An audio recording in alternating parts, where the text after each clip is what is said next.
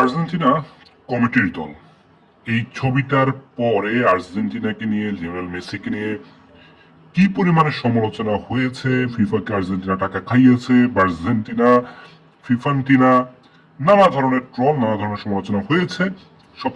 সবচেয়ে বেশি কথা হয়েছে এই মানুষটাকে নিয়ে, লিওনেল মেসিকে নিয়ে, যে ফাউলটা তিনি করেছেন, যে ট্যাকেলটা করেছেন, এই ট্যাকেলে তিনি কেন কার্ড পাননি। যদিও এটা ফাউল দেওয়া হয়েছিল, তাকে হলুদ কার্ড বা রেড কার্ড কোনোটাই দেওয়া হয়নি, সেটা নিয়ে সবচেয়ে বেশি সমালোচনা হয়েছিল। এবং এইখানেও যদি একটু দেখাই যে ফাউলের মাত্রাটা খুব বেশি ছিল, এটাতে ফাউল দেওয়া হয়েছিল। অনেকে বলছিলেন যে এটাতে ফাউল দেওয়া হয়নি, তবে এটাতে ফাউল দেওয়া হয়েছিল, কেন কার্ড দেয়নি সেই প্রশ্ন থাকতে পারে। এবার একটু পরের ছবিটা দেখুন।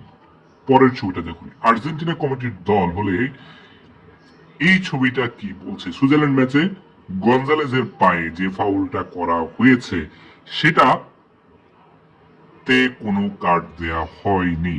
আবার পরের ছবিটা একটু দেখুন, একদম গোল করে চিহ্ন করে দেখানো আছে।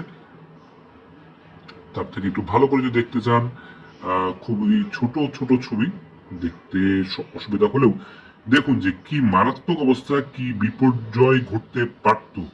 এবং এখানে একটা জিনিস খুব বেশি উল্লেখ করার মতো বিষয় রয়েছে, সেটা হচ্ছে যে প্রথমে যখন পায়ে টাচ করে, পায়ে যখন আপনার এই যে কার্সার দিয়ে দেওয়ার চেষ্টা করছি, আপনার পায়ে পাড়া দেয়, তখন গঞ্জালেস পড়ে যায়। পড়ে যাওয়ার পরে গঞ্জালেসের পায়ে সবচেয়ে বেশি যেটি চোখে লাগার জিনিস, গঞ্জালেসের পায়ের উপরে আবারও সুইজারল্যান্ডের সেন্টার ব্যাক, তিনি লেফট ব্যাক সম্ভবত, তিনি এই আবার পাড়া দিয়েছেন। কিন্তু এই ঘটনায় আসলে এই যে এখানে ক্লোজলি দেখতে পাচ্ছেন আসলে কতটা বিপজ্জনক হতে পারতো এই ফাউলটা। অন্তত সেটাতে কোনো ধরনের রেড কার্ড বা হলুদ কার্ড কোনো কার্ডে দেওয়া হয়নি। আরেকবার যদি দেখা একটু জুম করে দেখতে পাচ্ছেন লাল চিহ্ন দেওয়া আছে।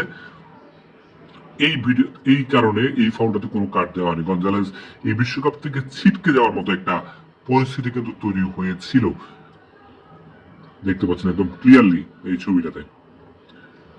তাহলে আর্জেন্টিনা কিভাবে কমিটির টিম হলো সেটা আমি বুঝতে চাই। কিভাবে একটু যারা ফুটবল বিশারদ আছেন, দেখুন যে এখানে একটা প্রতিবেদনে বলা হচ্ছে যে ডার্টি চ্যালেঞ্জ বাই জাসারি, সুইজারল্যান্ডের ডিফেন্ডার জাসারি অন নিকো গঞ্জালেসের পায়ে ট্যাকেলটা দেখুন। এবং এই ট্যাকেলের পরে হলুদ কার্ড কিংবা লাল কার্ড কোনোটি দেওয়া হয়নি। যারা ফুটবল বিশেষজ্ঞ আছেন, বিশ্লেষক আছেন, তাদের কাছে আমি অবশ্যই একটু জানতে চাইবো যে এই ফাউলটা কেন কার্ড দেওয়া হয়নি। আর্জেন্টিনা কি আসলেই কমিটির টিম?